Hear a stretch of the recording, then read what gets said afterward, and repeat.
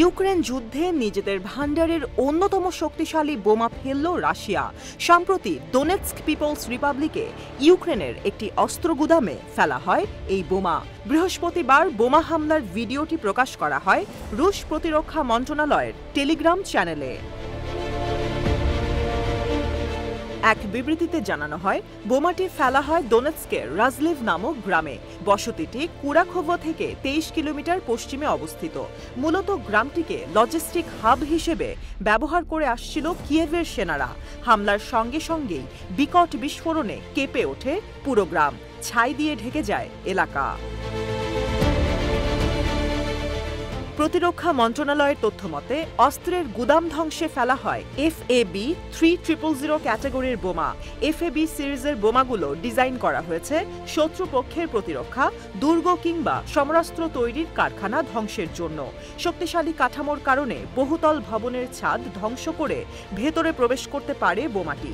যদিও লক্ষ্যে আঘাত হানার আগ পর্যন্ত FAB সম্পূর্ণ অক্ষত থাকে। FAB সিরিজের মধ্যে 3000 বোমাটি অন্যতম শক্তিধর। 3 টন ওজনের বোমাটির মধ্যে বিস্ফোরকের পরিমাণ অর্ধেকের বেশি বা 1.7 টন। এই সিরিজে 3000 এর চেয়েও শক্তিশালী বোমার সংখ্যা খুবই কম। চলতি বছর রাশিয়ার সামরিক বাহিনী universal correction and guidance module ব্যবহারের মাধ্যমে বড় বোমা তৈরি শুরু করে। ডানায় উন্নত কিট স্থাপনের ফলে পুরনো বোমাগুলো পরিণত হয়েছে শক্তিশালী মারণাস্ত্রে।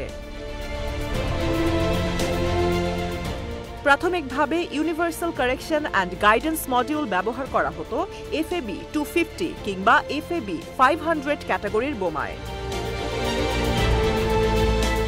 তবে গেল জুন মাস থেকে প্রথমবারের মতো FAB-3000 ক্যাটাগরির বোমায় ব্যবহার করা হয় বিশেষ এই প্রযুক্তি।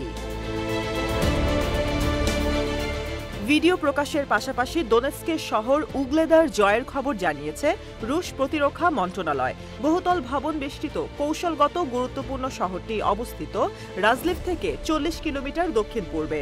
উগলেদার দখলের জন্য বেশ কয়েকবার সংঘর্ষ হয়েছে কিয়েভ ও মস্কোর সেনাদের মধ্যে।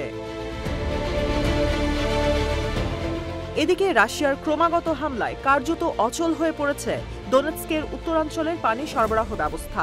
দোনেৎস্কের আঞ্চলিক সামরিক প্রশাসক ভাদিম ফিলাশকিন জানান, আর্টিলারি শেলের আঘাতে ক্ষতিগ্রস্ত হয়েছে পানি সরবরাহ ব্যবস্থার 2টি স্থাপনা।